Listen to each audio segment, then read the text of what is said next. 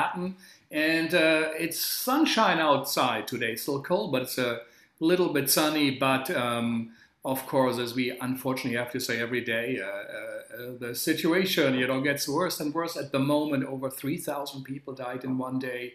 Now, for 3 days in a row, the numbers were the same. There's like three World Trade Center crashes, one after the other, and New York City is still, at least also in Midtown, seems to be leaving. The businesses are closed and boarded up, but the good news is most probably today the vaccination will be approved in Washington, and things will move on, but it will not really solve, I guess, all the big problems that this moment brought to us. Richard Schechner said here on the program, it's like a nuclear reactor. The roof has been blown up and we're looking at a catastrophe, but it's life, and we look and see the inside. The question is, what do we do with this moment? And the Segal Talk since March really have tried to hear and listen to artists and their voices, artists who have been on the right side of history, the complex struggle for freedom and artistic expression, these fundamental rights, access to healthcare, access to education, but also access to art and access to the political process. But the arts are very important. They are significant over thousands of years. They have been part of what it is and what it means to experience life. The great Joseph Beuys, the artist, who also knew, he would say, we are born into forms, or forms are there, and it's our job to change what's not working and to preserve what is working. But we have to be an active participant and create, like artists, the world we live in. Since a little break in August, we started to talk again to theater artists, but we also open it up in this kind of enlarged idea of the field of theater and performance, the curators, producers, academics, researchers, people, dramaturgs, like yesterday, the LMDA representatives were here. And one of those great, how would one say, rocks of the landscapes of the New York theater, especially the downtown, but I would say of all of New York City, is with us here today. The Vallejo Gantner, who we look up to, and we know him for many years. So Vallejo, thank you for taking the time. Thank you for joining us. I think he's one of the leading curators globally in the world, a thinker, a forward thinker, often here on the road, always looking what is ahead of the curve with a great concern and also love for the field. And he has had a real impact. I'm going to read a little bit from his bio. He is actually now, since 2019, the artistic executive director of the Onassis Foundation USA, a foundation that has done a tremendous amount of work for the arts globally, but also and especially here in the US and in New York. And it is an innovative program, the Onassis Foundation, based in Athens with satellites in New York City and Los Angeles. Before, he was the artistic director of PS 122, the great performance space PS 122, which he helped to revitalize, to reinvent what it was all about. In a way, it was a home for New York artists, but things changed, the neighborhood changed, and he said we also need to listen to global voices. And he invited so many great artists early on in their career, but also significant established ones we perhaps didn't know about. It's now called Performance Space New York, of course. He has been a consultant to BAM, the Brooklyn Academy of Music, and the great Theater der Welt, maybe one of the best festivals on theater and performance worldwide. And for over 20 years, he's been working across live performance in all disciplines. That includes cinema design and hospitality. And he has always thought innovative artists, work and ideas, building new experiences and new forms of communication for audiences. And this is what this is about. We say, like Brecht said, new times need new forms of theater, and this is what we will be talking about. He also is involved in film distribution models. Hoovie, you all should look that at Hoovie, to have film screenings in private spaces, and MAKRS, which is supporting urban ecosystems of artists, artisans and ideas of people, MAKRS. He's a member of the Myer Family Investments and Jianguo in Melbourne, and he is finding new sustainable structures at the moment. He's on the board of Between Time in Bristol, the great chocolate factory here in New York City, And as we don't know all of it, but many various institutions in Australia. He comes from a great theater family. And it's one of the great things also when families are able, whether they're doctors or artists or producers, that somehow they build on decades of work that has been there before. So, Vallejo, we always say it's about radical listening, and then I go on and on rambling in the beginning. I hope you will forgive me, but really, we want to now know what's on your mind, what you think about. So, where are you? Are you in Melbourne, in Bristol, in Edinburgh? Where are you now? I'm in New York City, Frank, just like you. Came down this morning. I've been very blessed and fortunate to be able to spend a lot of the last 7 months out in the countryside, but have been in and out of the city and trying to take the pulse and be connected to the pulse of the city throughout the pandemic. But yeah, today in the beautiful city, as you said, it's a blue sky, but winter is coming. To be terribly cliched. Yeah, listen, Vallejo, we know you also as someone who's always in New York, but also flying around the world. And he would say, "Let's meet tomorrow for a coffee." Oh no, I'm actually in Melbourne, or whatever. So now the world has radically changed, as it has changed for all theater artists. There are no jobs. Spaces are closed. Most probably till next fall, nothing will happen. We hear early reports that universities will go to online teaching also for next semester in the fall. Devastating news. Also not good for theaters news, So what do you make of the situation we are in right now? I mean, globally, of course, it's very simplistically, it's a catastrophe. And it's something that in a way was clear in March, that this was happening, and it's been a fundamental change to all of our lives, and profound change to all of our lives. But I mean, what do we make of it? I feel like what we need to be making of it is, what are we going to do with this? The thing I keep thinking about is, the thing that makes me almost more afraid than the perhaps direct consequences of what is happening around the world, but particularly in the US as a consequence of the pandemic, is the thing I'm afraid of is that we waste this crisis, and we cannot waste this crisis, and fail to use this moment and whatever we have, whatever abundance that we do have, to come out stronger and better, and in a better place when it stops. I'm trying to avoid using the term "when things get back to normal." Normal wasn't that great for so many people and so many artists and so many parts of the society that we're in. So what was wrong? What was wrong? Oh, where do we begin? I think there were power imbalances between artists and institutions, the funding relationships, and the way we imagine the kind of network or web of relationships that we have within the field were all skew-if. Things were out of order.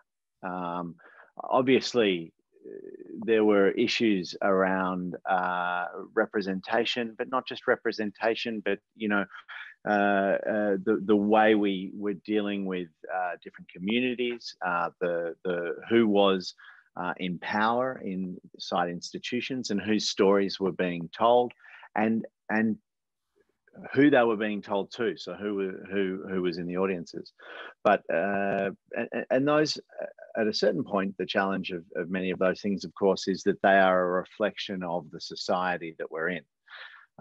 And at a certain point, as I've been in so many conversations, as we all have, about, where do we want change to go and how do we want it to work?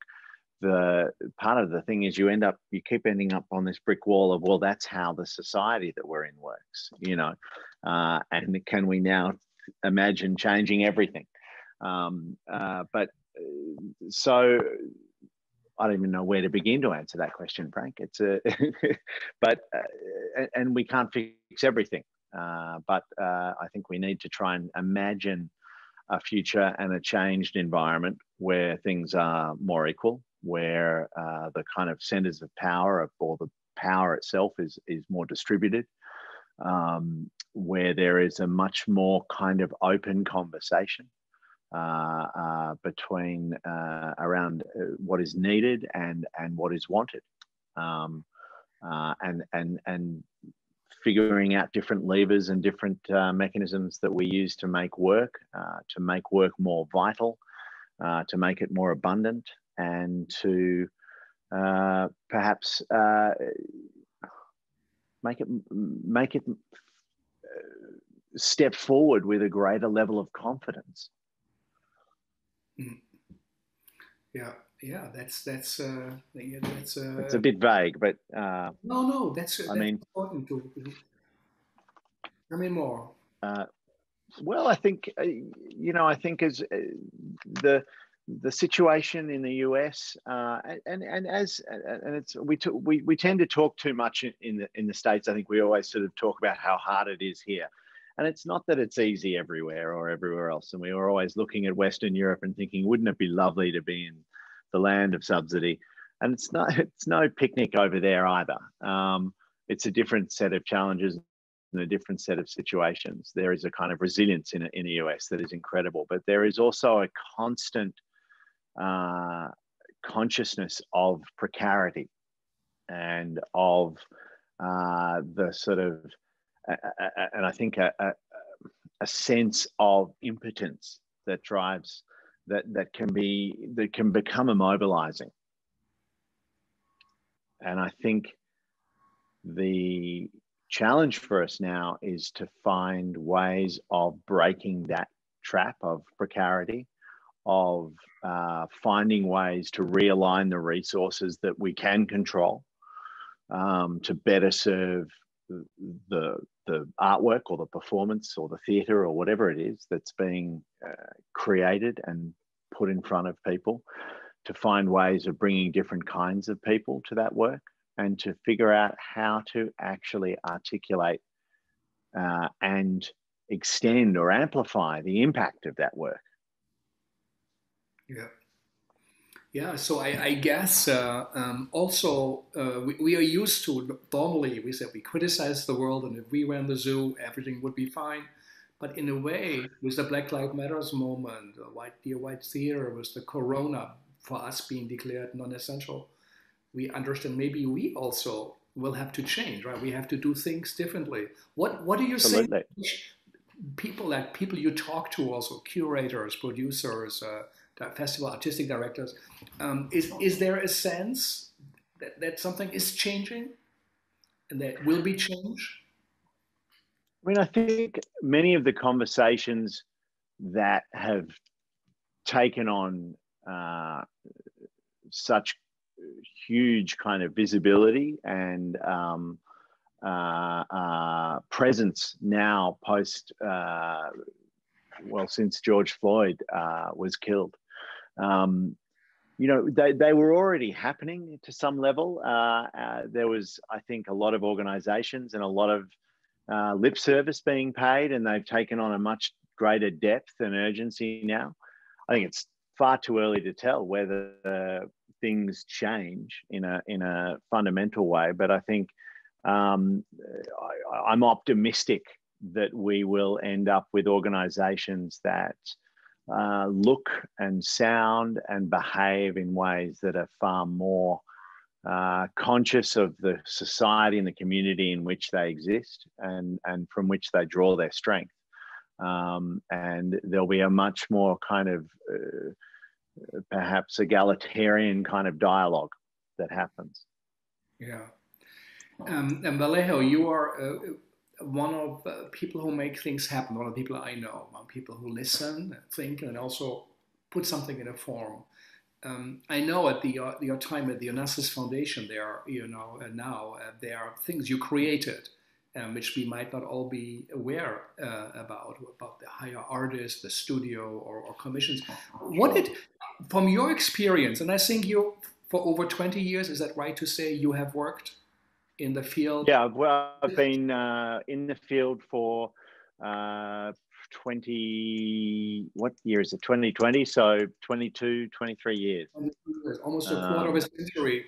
You were put Yeah, in charge yeah, of an yeah. institution, say, invent something. They gave you some toys, some money to play with, and you said, I think this is important. This is the time of Corona. So tell us, what did you come up? Tell us about those initiatives, what you put into place. So, I mean, well, there are a number of different things. It's interesting. So the extraordinary thing about the Onassis Foundation and the brief that we had there was that it wasn't a fixed entity. It wasn't a venue or two spaces. We didn't have to sell this many tickets a year or a season to do anything.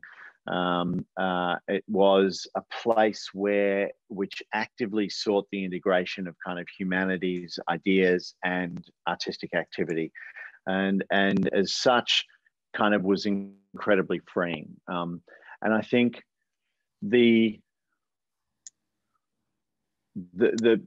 and we didn't have a fixed program that we were about to roll out this spring, and so we were able to imagine what we were going to do, and one of my colleagues, Sofia Eftimiatu, came up with this wonderful idea for the Enter program, which was a program that we rolled out throughout the spring and into the summer, of sort of a rapid response commissioning program, where artists were given, and there were artists from Japan, from the UK, from of course many from Greece, and from the US.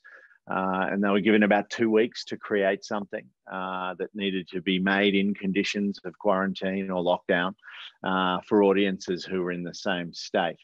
And so many of them were video based, but some, like Risa Puno, she created an entirely new Dungeons and Dragons game that was based on kind of a subterranean fear of what was going on with COVID.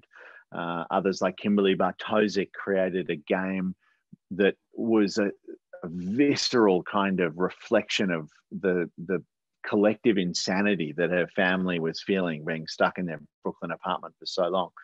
The breadth of work was remarkable, and we were fortunate to work with the Queen's Museum and the New Ink and with the Chocolate Factory to curate 3 other programs with them. And for us, what that became at a certain point as well was us, as I guess, trying to understand that there's a responsibility as someone who does have some of the levers and some ability to make things happen, as we all do in different ways. But perhaps I did more than others. We have a responsibility to create and to evolve and to lead the way that we will respond as kind of institutions and create possibilities for artists to make new forms, as you referenced earlier, and to create new opportunities, not just for the artists to create, but for audiences to experience. Because of course we do tend, or we talk a great deal about the challenges that artists face in this particular moment, and the economic impact of what's going on, and the racial disparities that are present, and the discrimination that's present. But we, in that context, but we also need to kind of constantly, I think, make sure that we're feeding an audience, that we're bringing people in to find artistic experiences, because if people forget that sense of discovery and that sense of engagement with creative activity, it's much harder to bring them back later. And I think those of us who have this sort of, and also those of us who have security in our jobs, those of us who have an income and who have programming resources, it's absolutely, we're beholden to use those and to bring those to bear, to continually try and bring things forward. Yeah, just to make clear, for the audience, if I understand right, you said to artists, 120 hours work do something in your home, in your living room, in your kitchen. We give you wherever. do what you want. We support you, but also share that moment. And Absolutely. everybody, so many theaters say, well, our theaters are closed, so we can't do anything. But they should have a budgeted for the year. There must be some money. We are not talking about millions and millions of dollars. It's just an ongoing support. So this is a model, that is of course different. You don't have to come to that theater and go and buy the ticket, sit in that seat. You say, no, we do it in your home, and you can consume it. You can look at it in your home. So it's something radically different, and it's something that can be done. Absolutely. I mean, I was thinking about Di Balcon. Is it the project that Joanna Warsaw and someone else, I'm forgetting their name, in Berlin curated, which was a program of artists who are making work on their balconies in Berlin. And I keep wandering around the East Village thinking, why the hell aren't we doing that on the fire escapes in the East Village? Why aren't we using the windows of these buildings around us to make new dance works or new theatre works that might be heard remotely? Why aren't we doing that? Why aren't we bringing it, as Susan Feldman said in an earlier talk with you, that the inversion of that relationship where you normally are trying to bring people into your space, let us bring it out to other people's in ways that are safe and socially distant and so on. But to do that, and I think that's our responsibility. Is to figure out how to pivot our organizations, and it's really challenging because one of the things that's been frustrating is I don't see that our organizations here in New York and in the US, we're not nimble, we're not agile. As businesses even, and perhaps we need to think more about the kind of startup business model of being very nimble, being agile, being able to pivot, and in doing so, sustain our kind of mission of bringing ideas and bringing artwork to an audience without having to sell them tickets, without having to bring them through a lobby or a space where they don't necessarily feel at home. And this pandemic and this crisis is perhaps an extraordinary opportunity to do that and to find new ways of talking to people. Thinking about something, again, Rabbi Mouret said recently in his talk on this platform, that he was talking about the fact that watching theatre on Zoom is an incredible emancipation for an audience. And I was driving as I heard that, and felt like the top of my head had lifted off, because we've been talking about how limited it is and how stuck we feel looking at this two-dimensional screen all the time. And thinking, okay, no, let's actually say, okay, this is one of the tools, this is one of the ways of doing it, but it's not the only way. It can be interactive, it can be different, it can be challenging.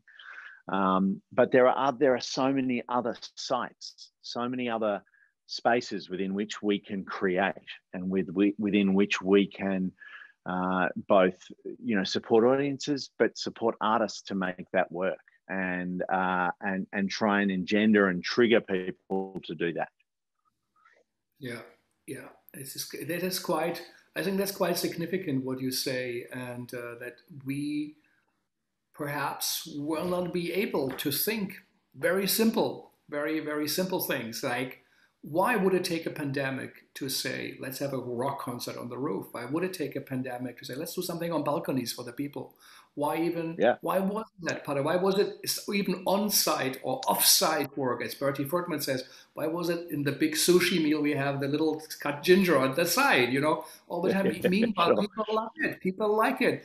And it reaches so many different people. And why aren't we doing it?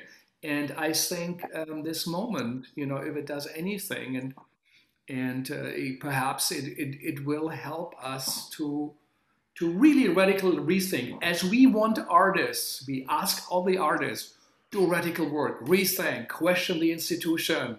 What are we doing? As institutions, we have to do that same question. Yeah, we don't. We have to turn ourselves into something where we are porous or flexible or nimble enough to actually reimagine the economics of how we're doing things, where we are also open to the idea of changing ourselves, you know, not being fixed about this is how we manifest, this is what we look like, this is how the public perceives us. Certainly, I think there's ways of staying true to your mission and to your core, but to do it in ways where, you know, when you transport work into different environments, the quality and the nature of it changes. And being open and kind of excited about the possibilities of that, just as doing work from one part of the world in this part of the world or vice versa often transforms the way it's seen. It's no different. It can happen within one city or within a block of a city. And I think, you know, being open to that and able to take advantage of this moment is something that I think, you know, the organizations that and the institutions and the structures that survive and thrive after this pandemic will be those who were able to not waste the crisis. Yeah. And of course, as Hans Thies Lehmann said, who wrote the great post-traumatic theater book, you know, theater performance is a big house and it has many rooms. Nobody says this is now all what we do, but I think it forces us to rethink and evaluate. Say maybe, and it goes back to the very, very, very beginning, whatever the first maybe funerals of mankind, when they throw something into a grave and they had a concept of, you know, an afterlife, and some shaman did a dance. It was outside, it was natural light. People got together in a circle, they were singing, they were speaking, you know, and it was not in the highly specialized expert spaces where you train for decades on expensive schools and then you're allowed to do something. And of course, we love all that too. And it is great. No, but and of course, we've seen some, well, we've seen so much work like that recently that started down that path of working with non-performers or untrained performers, or really documenting things, whether it's the work of kind of a Rimini Protocol or others who have been sort of focused on excavating that kind of reality in different ways. And I think this is an opportunity now to sort of extend that even further. Perhaps in art forms where the audience is given even agency to generate the story. And perhaps this is one of the things that this digital moment will also give us is new ways of giving audiences the power or the agency to navigate and to steer that ship. I mean, it's a question. We had Paper Moon Company, the great Paper Moon Company from Indonesia. And they said what they did is they said, well, send us ideas for stories, give us a bit of money, however you want, or as a gift, we'll create something for you and make a film. Or they sent boxes with material to build puppets and then told them, you know, to do something in their homes. They said, you have a loved one, someone who works in a hospital, we'll make a performance for them, just for them, you know. Yeah, sure. You tell us. I mean, it's a side thing, but things are happening. Vallejo, you are someone who really has his ear on the global landscape in New York, in the US, but also globally. You talk to so many. You have such a vast network. You're such a great communicator. And what are you detecting globally? What are your talks? What are you guys talking about at the moment? I mean, the question I've been trying to ask people is, where is it working? What's working? You know, who's doing it well? And I was talking to a colleague in Athens this morning, Ash Bulayev, and I put that question. He said, well, the Belgians have got a whole lot of things figured out that we're not doing. I was like, oh, what is it about that? And you know, one of his points was that it was the organizations and to some extent the artists there had a greater sense of security and confidence about where they stood and about their future, and they weren't possibly struggling in the same way. And one of the challenges about the situation as it's unfolding here, but of course also across the world for artists whose entire livelihood is gone is that now everybody is engaged in sort of hand-to-hand combat of survival, rather than in and so somehow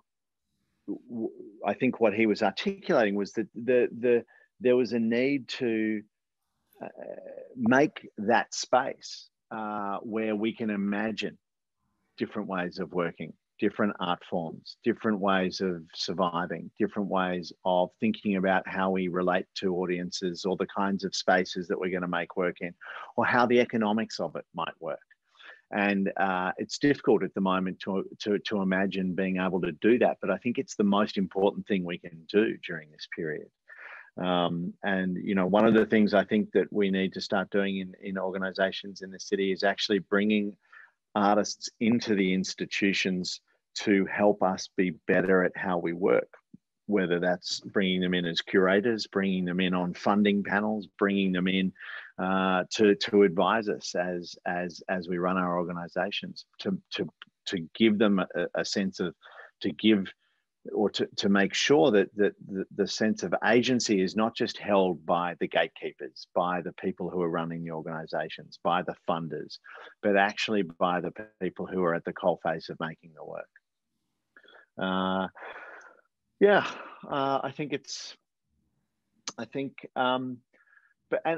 it is happening. I think there's really beautiful examples of people trying to figure out how to also think about what does it mean to be very local and very global, you know, and there are so many challenges to the global piece right now.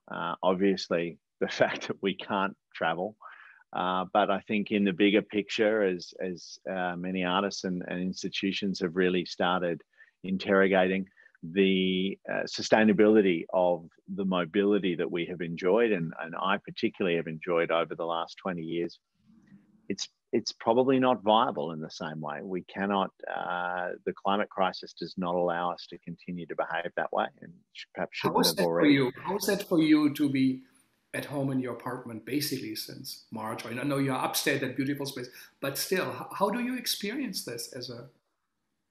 I mean, it comes in waves. There's been something magical, particularly about being sort of stationary and being so much more conscious of the duration of a season. You know, for the first time at my place upstate, I watched a tree kind of bud, leaf out, be green, go violently red, and then one day I woke up and the leaves dropped, and I'd never been there for that whole thing before. You know, when I think, you know, I'd been jumping northern hemisphere to southern hemisphere for 2 decades, and had never been in one place. It's the longest I've been in one place for 20 years, and there's been something really magical about it. I wish sometimes I'd had more time to sit still and to contemplate it and to think about it, to read. But it's been, to be honest, it's funny. The pandemic began, and I feel like I just got busier, which was slightly frustrating. But I mean, obviously, that frustration comes from the great privilege of having had a job and had things to do and projects to deal with and so on, which so many people didn't. But it's been very strange. It's been very strange and very, it's been really inspiring when you find something and you start talking to people, and you know, there is a new group, SEPA, of independent producers that is forming around trying to figure out new models for how to support that critical piece of the infrastructure in the US. There's a group of artists that are trying to argue for greater levels of economic equity between the way they are presented, particularly in the area of dance, and the institutions. There's a web platform being built for Indigenous artists to kind of share and communicate their work across the US, or North America rather, and Australasia. and kind of finding parallels in that kind of work. So there are incredible things happening, and it's so exciting to sort of, in some cases, stumble across them. Every time as I was saying, I said earlier, that every time I kind of click onto HowlRound's website, I kind of feel like I'm falling down a rabbit hole. But you know, at the same time, it's been infuriating,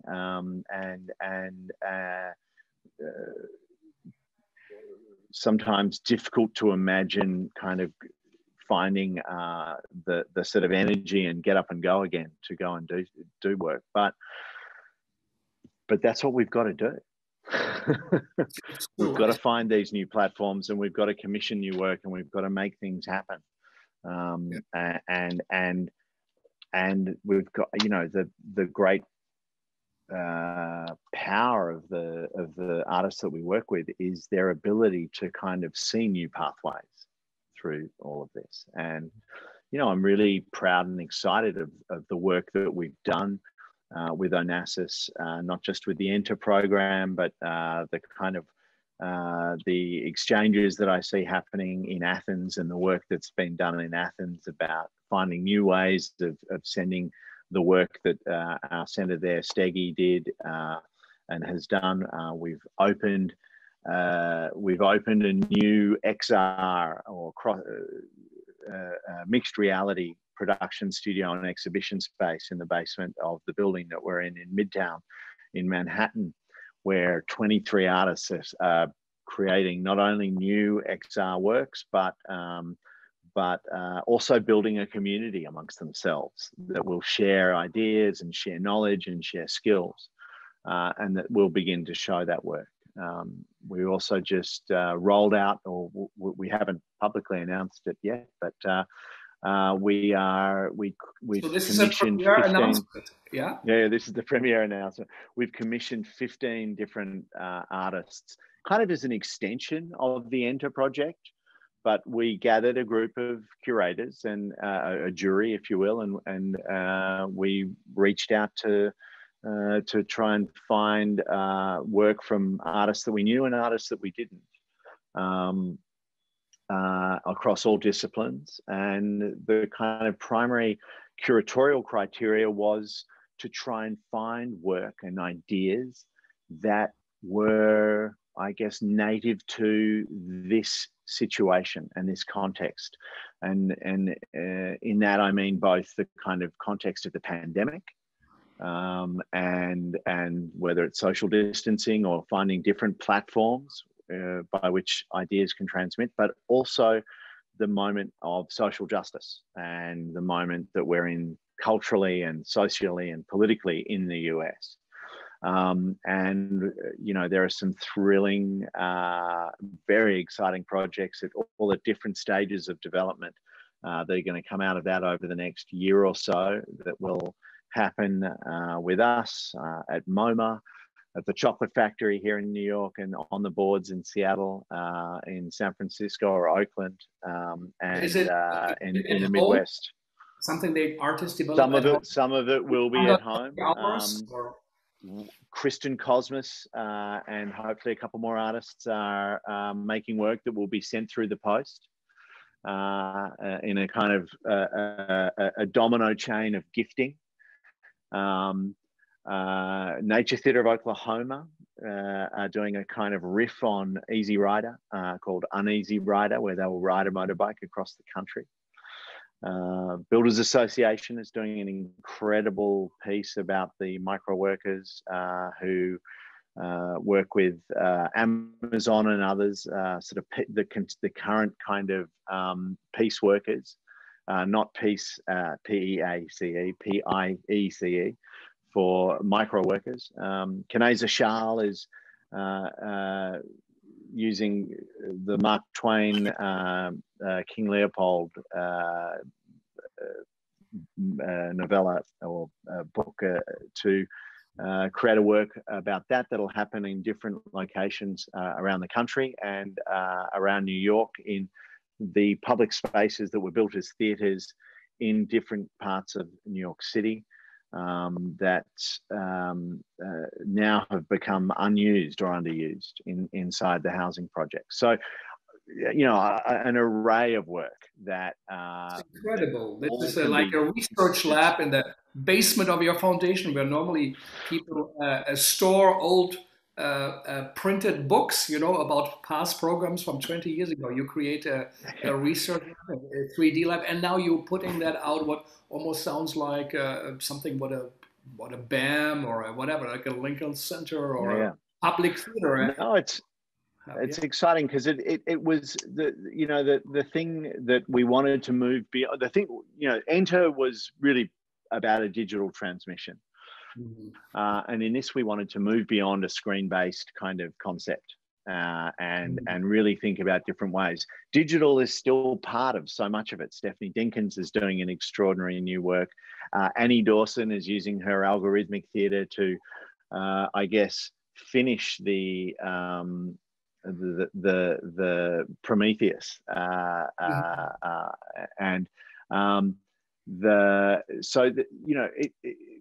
it's here. It's not like we can run away from the digital transformation of our lives, but the way we think about it doesn't have to be about a passive experience of sitting in front of a screen, and how it infects and how we work with it.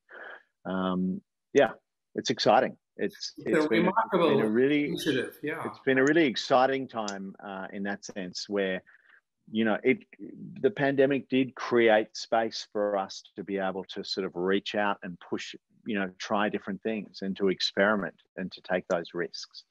So that's been it's been fascinating, and I guess it keeps us busy in these days, which is also important. It sounds like a lot of work. As some comedians said, art is beautiful, but it's a lot of work. So really amazing. I can only imagine talks and mails behind such a gigantic project coming out of one organization. I mean, I always loved a quote from a German poet, I think it was 18th century, Friedrich Hölderlin, who said, "If there is danger, that what will save us also grows." You don't see it right away, but it's also growing, like your tree you talked about, and something that we have to be reminded of. There's something happening, It also reminded me till the 20th century, almost 90% of world population was in agriculture. Now this gigantic change has happened, and how do we react to it, and what have we lost, and what do we have gained? This moment is reminding us, perhaps also we are part of that critical zone, as Latour says, the 10, 15 meters of 30 feet above the earth and below the earth. This is what makes life. We only live because we live. There are plants only live because there are plants. We are no longer in the center of it. And I think of the universe, we have understand that there's something like invisible, like a virus you cannot even see under a microscope, will kill us, and could be theoretically the end of mankind. And so I think inventing things like you do that is significant. Also, like, if I understand right, you have the Nature Theater of Oklahoma of this world and the great artists, but you also created something like an Etsy for artists where people can offer their. I didn't know about it. Tell us a little bit. So it was funny. It's at the beginning of the pandemic, and it was very clear in March that this was going to be a catastrophe for the ability of artists to live, and was trying to think about how I could help, and without it just being sort of lending people money or whatever, without it, so making it something that is work that is productive. And I thought, oh great, I'll get a dear friend, choreographer Petra Zanki, who's also an amazing French teacher. And I thought, great, I'll finally learn to speak French. And so I've been learning French for the last 6 months, 7 months. And that triggered a whole kind of, again, a domino chain of thinking, well, every artist that we know has other skills, other hustles, all their skills can transmit in other ways, not necessarily in the context of being on a stage with an audience over there, but actually whether it's choreography or other things like Lucien Zion at the Invisible Dog is an extraordinary chef who's been running cooking classes. Sybil Kempson is an expert forager. There are artists who are making custom crossword puzzles, others who are building playlists, and others who are film editors or script editors or vocal coaches or portrait painters. So we created a marketplace called hireartists.org, which was a way for people just to create an alternative revenue stream for themselves, another way of trying to sustain themselves that was work. And said, okay, we're not going to take any fees. It's really a relationship between a buyer, a supporter or whatever, and someone who has a skill that they can lend, that they can offer. And it's language classes, it's editing video, it's accountancy, it's foraging classes, there's a whole sort of panopticon, a collage of amazing skills that people are offering, writing songs for you, creating playlists for you, DJing, singing live at your event via Zoom, all sorts of things. And it's, you know, it's ticked over quite a bit of it. The way we thought about it initially was that we didn't, you know, there's that thing in New York where we're all going to each other's fundraisers. I always used to say that the same $20 is being just kind of recirculating around the system. Mm-hmm. And the idea here was that it wasn't that. It wasn't artists trying to kind of pay other artists to teach them how to do something, but rather for those of us who are sustained, who continue in our jobs, who continue with our income, are able to support people to do something. And something that you want or you need. How many artists are this? I mean, hundreds and hundreds. Yeah, it's it was incredible. It was not. No, it's quite interesting. It's amazing. Brilliant teachers. Artists are great teachers. So I encourage them. It's hire artists and hireartists.org, and they're from all over the world. So it's and the, you know. My mother's learning languages now in Australia with Petra here in New York, and you know, so there's like buyers and sellers from all over the world, and again, the condition of it is that these services or these products or whatever it is have to be given in a way that's safe and secure. It's amazing. But if I may ask, how did you get to curating and to being artistic? How was your journey? What makes you run? Well, as you said, I mean, I grew up in theatres. My mother was an actress. My dad was an actor. He ran a theatre company, and my mum became a director. She's still directing shows like crazy. I think my mother's been busier in lockdown than anybody I know. She's opening the Victorian Opera season this Christmas with a production of Sleeping Beauty. So I grew up kind of backstage and you know, sitting underneath the box office, getting fed candy from box office people as I was hanging out waiting for my parents to come out of rehearsal or out of a show. So I grew up in it, and then went away from it for a while, but kind of wanted to be an actor, realized I was terrible. I was a terrible actor. But what I was able to do was produce and kind of bring things together and try and synthesize different elements of what was going on. Started doing that at university. What was the first thing you put together?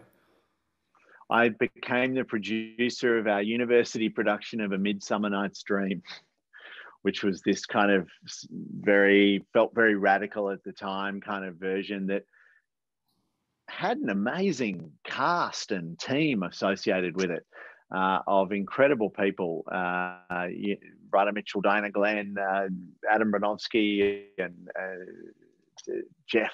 So many amazing people, amazing acrobats, performers, and incredible design. And it ended up touring to Singapore and playing sort of 3 different seasons in Melbourne.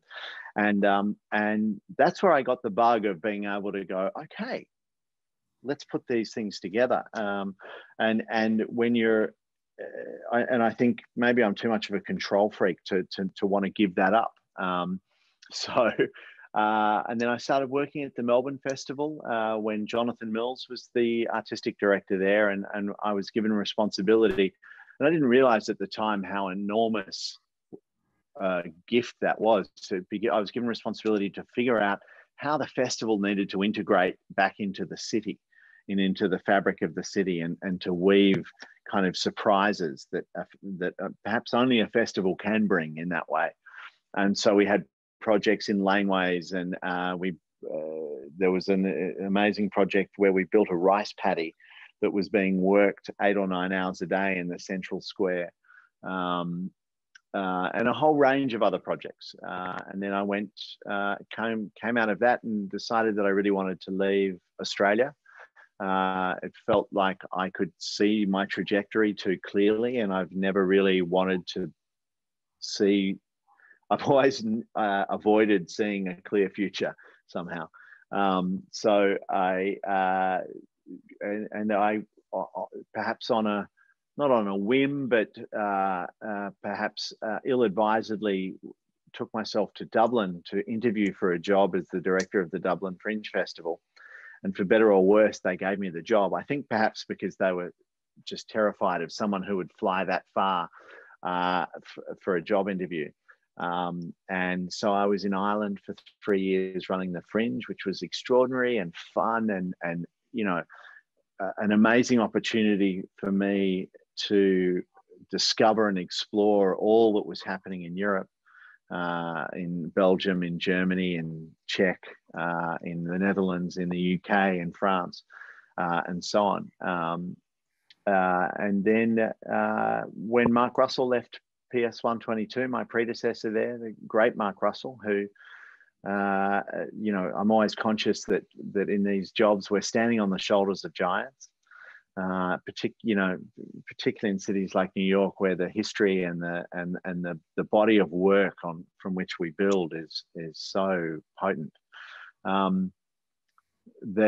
And I got the job at PS 122 and was there for 12 years. So I won't say that I consciously set out to be a curator or a producer. It happened to me as much as I happened to it. So you didn't study it, you just went from... I studied law. I did a law degree. I studied law, but I mean, I guess growing up in it was studying it.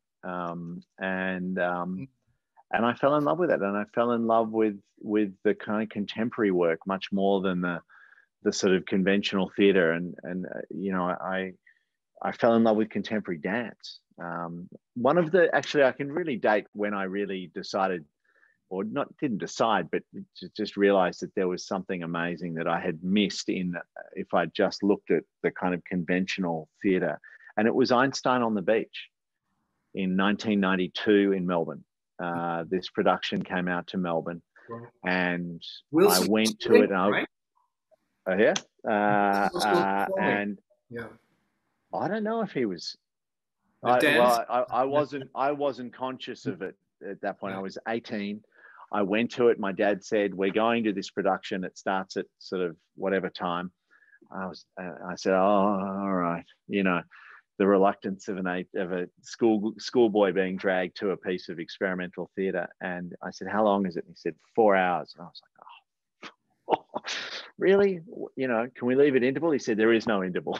And I sort of went, "Oh, God, you've got to be kidding." And he said, you can come and go though, if you need to. And I sat there and for 4 hours didn't twitch and came out of it. And, you know, and it's been extraordinary over the last few years, or over the last 15 years, really, to remember that production that I saw in 1992, and to see the sort of its descendants, whether in the choreography of someone like Sarah Mitchelson or you know, in other kind of contemporary theatre work, to see the different kind of influences of the artists who worked on that project flow through the work that we still present and support and champion in New York today. And it was incredibly moving a few years back to go back to BAM and see it again.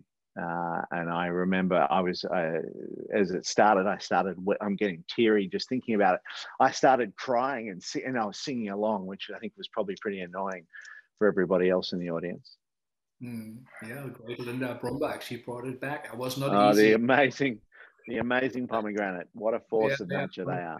it was amazing. So, Vallejo, I'm sure people also are listening now who are thinking, well, maybe there's something I should do. Could do. You know, do you feel that we need these producers, these curators? What is it about?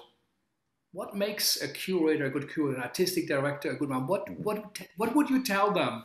Do that, but think of this. This is what I think we need. What is it? Especially in the time now. I mean, you should ask someone who's a good curator or a good artistic director, Frank. You shouldn't ask me.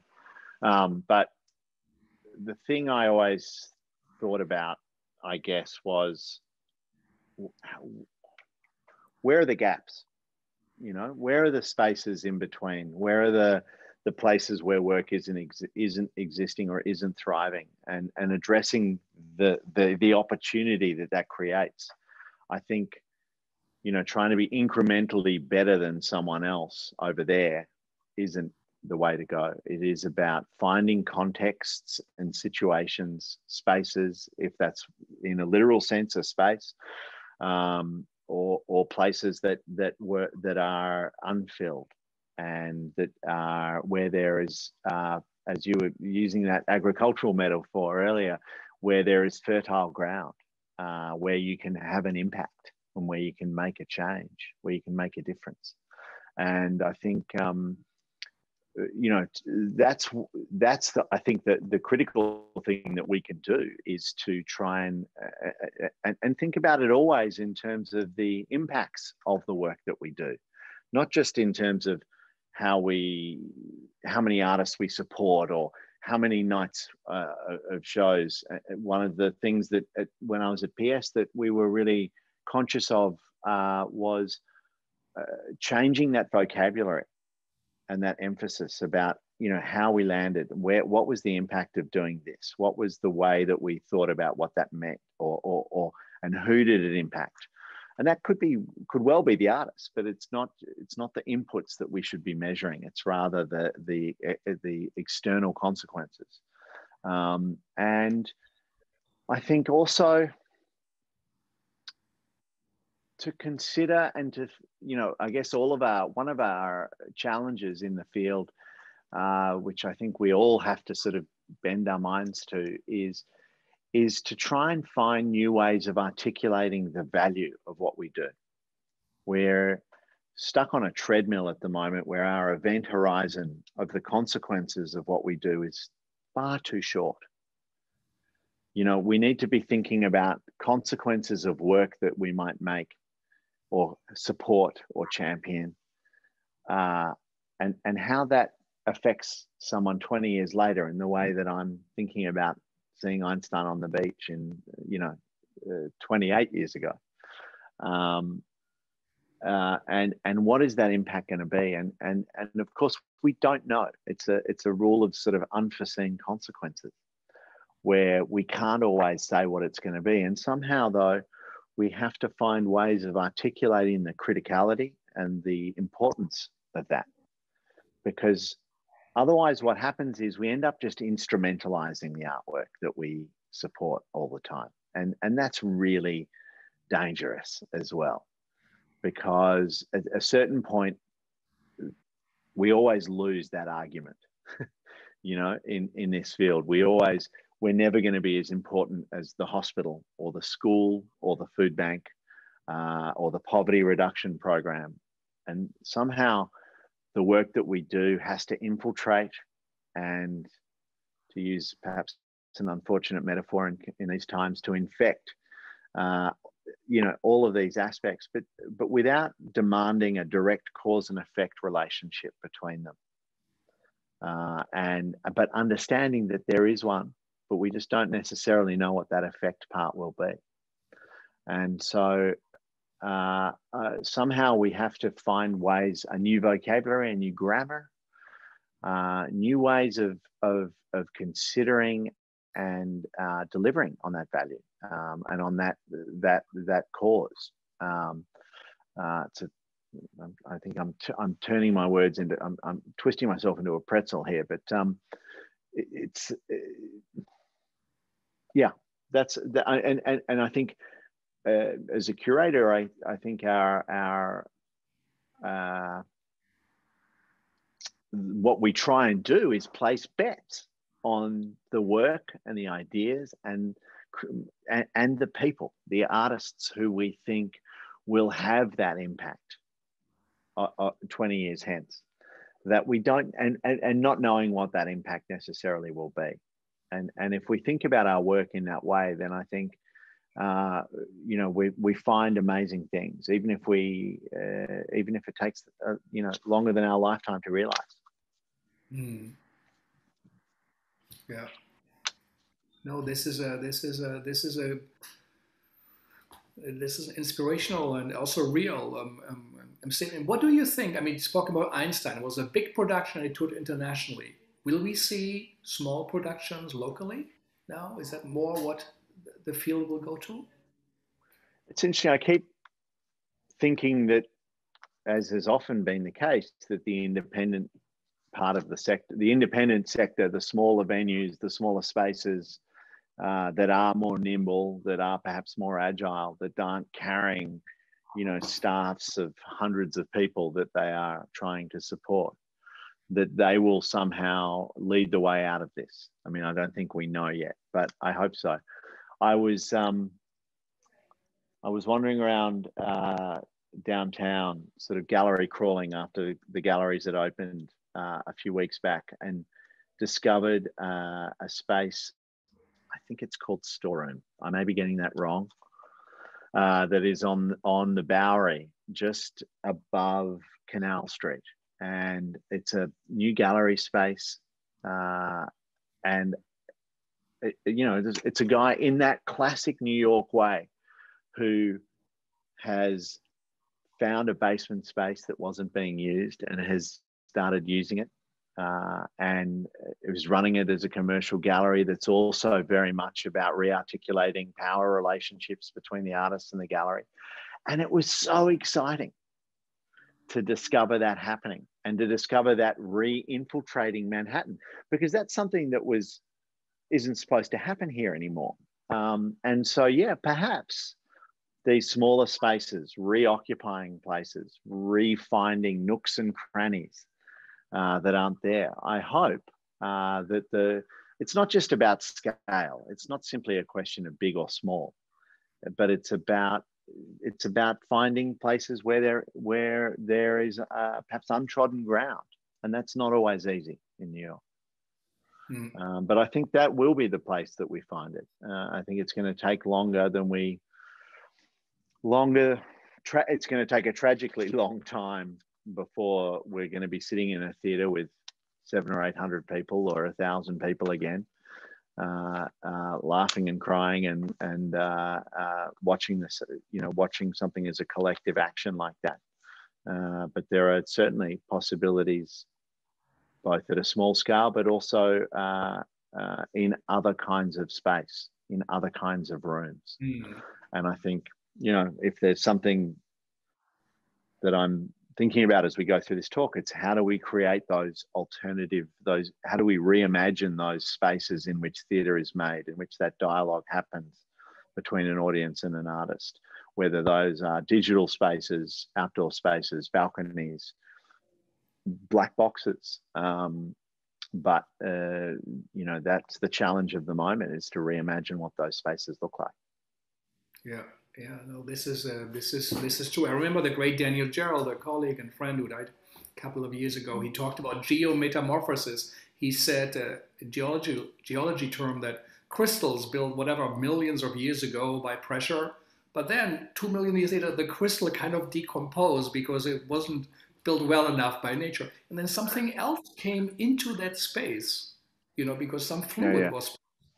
So it was in that space, filling a form, but was completely different than it was before. And I think it's a time of metamorphosis, what we are in. Talking about New York City, we had some discussions here, and tomorrow Hillary Miller will talk about the 70s, where New York City was declared drop dead, and the amazing art came out. The Roaring Twenties, we mentioned that also here, and maybe this is a term we can coin. You know, we are in the 20s.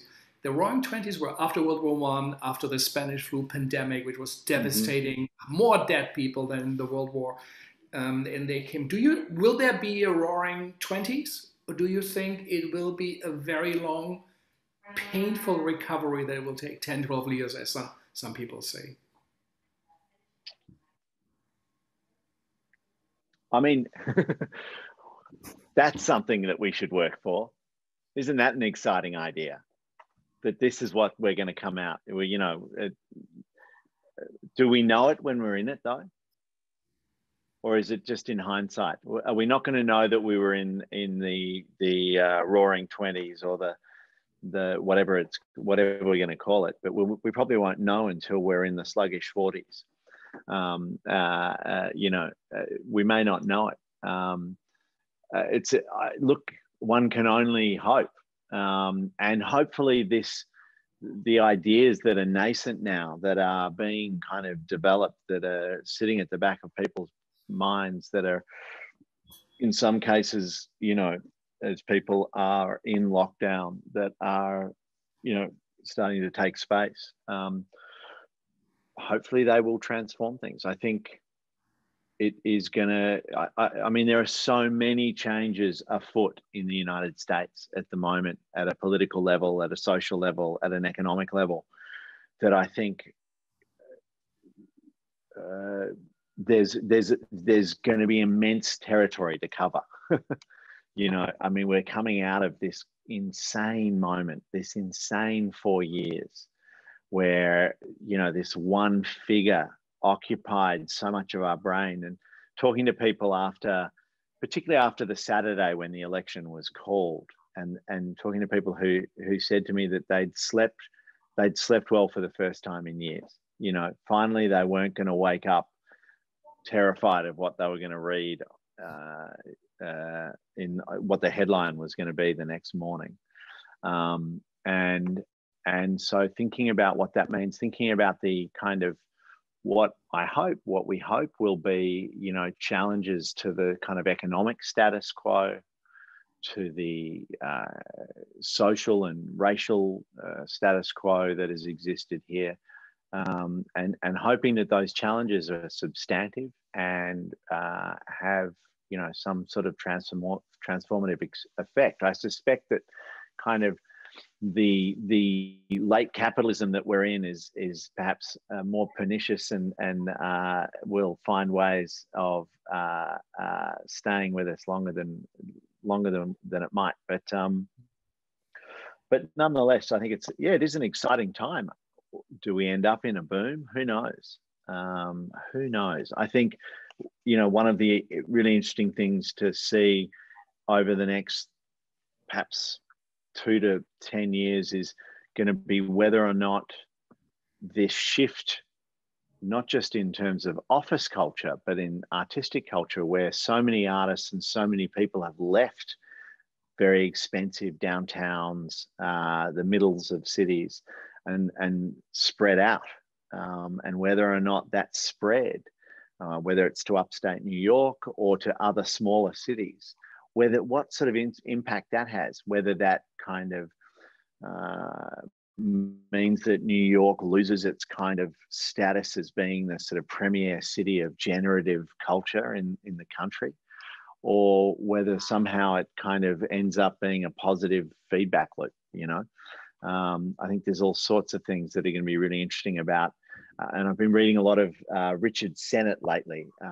He's a wonderful kind of thinker about cities and urban environments and creative cultures, and thinking about, you know, how do we sustain this concentration? But, you know, we've been talking for so long in New York about the fact that it's becoming increasingly impossible, not just challenging, but impossible to sustain oneself here. the notion of being a generative artist in this environment was becoming almost impossible. So, maybe there's something extraordinary as we become comfortable not being in the room with everybody all the time, about being somewhere else and coming in. Maybe it changes the way we work and we relate, and maybe other parts of the country rather than just New York start to participate and engage with and support smaller communities begin supporting communities of artists and activity that could be really exciting for those places and fresh in a way that sometimes that is sometimes in a jaundiced New York we take it for granted. So finding ways of not taking it for granted again, I think, is really important. Yeah. And there are empty spaces, as and Hamburger, who said she's going to do something in the meat packing district in the Apple stores. A friend of mine says she knows a guy who owns 3,000 apartments in New York City. 40% are empty.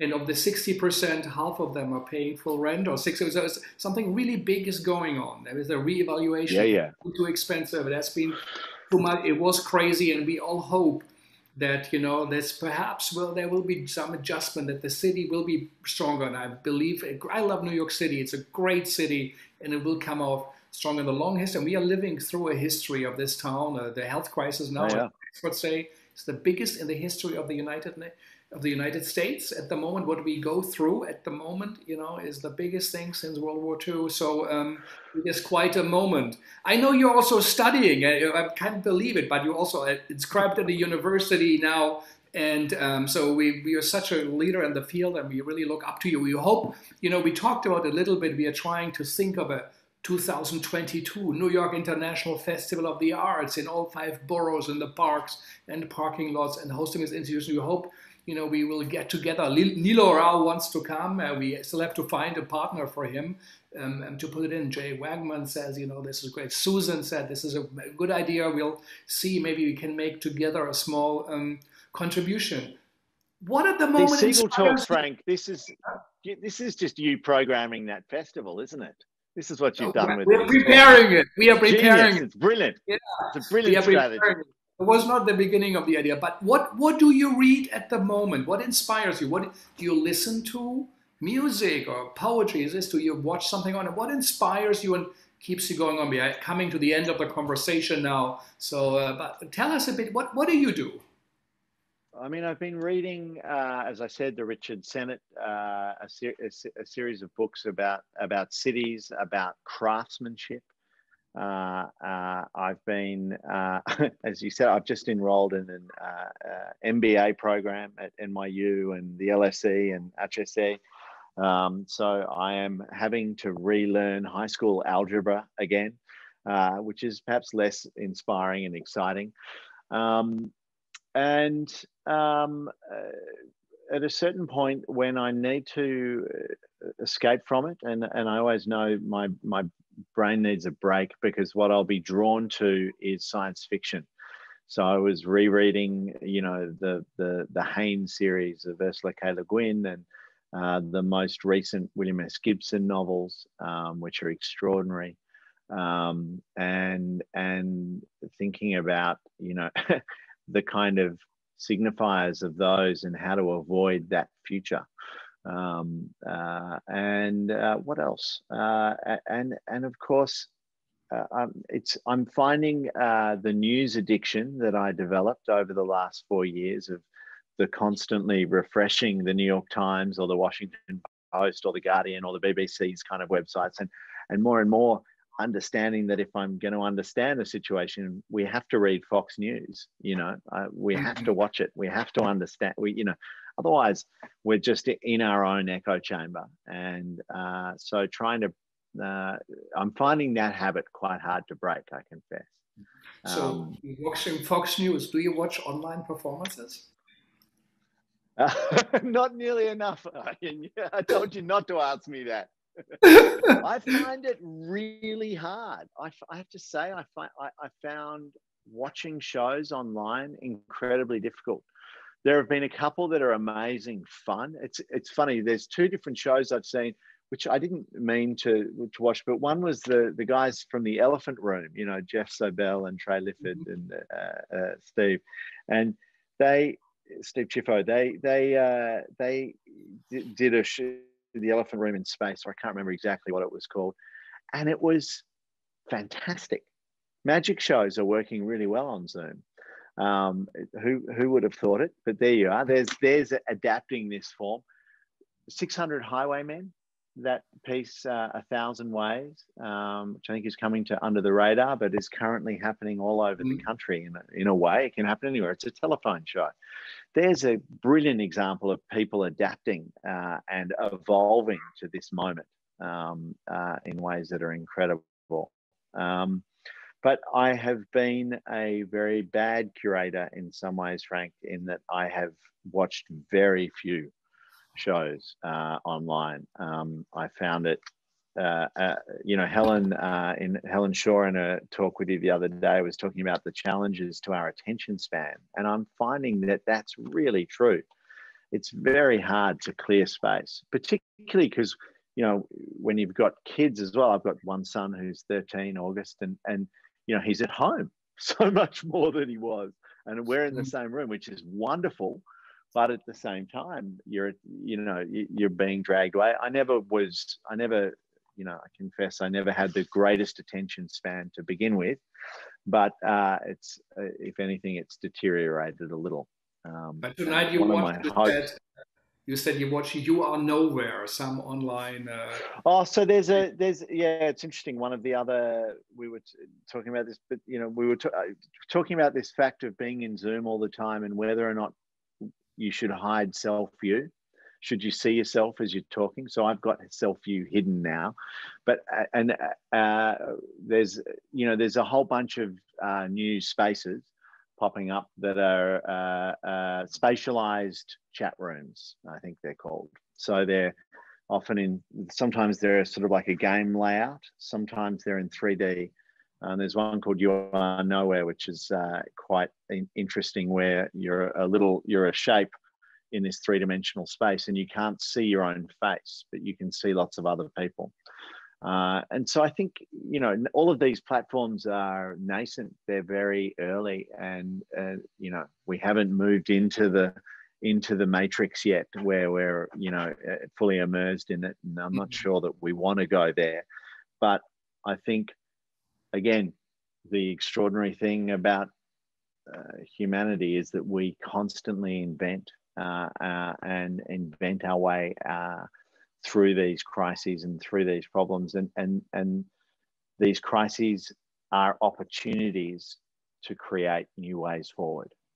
Fantastic. Well, that's amazing. So I never heard of it. You and R, and then Nowhere. That will be interesting. But I really thank you for taking the time and thank you, Frank. Share with us your brilliant mind, and we get a little insight, you know, in how you think, and also what you think of is of importance, and also to see things that are happening. Things are developing, as you said. So many things we even do not know about, but just the ones you mentioned in your great work at the Onassis Foundation. I think it's really inspiring, also showing that it looks like museums, foundations, or universities now taking over some of the development and experimental work that happened in theaters or performance stuff, or they collaborate, as you say. Let's do it at the chocolate factory. I think these are fantastic hybrid models we kind of forced to, but we said, why didn't we do that before? And also, you know, to combine arts and science and economy and ecology. I mean, there is a lot to discover, a lot to do.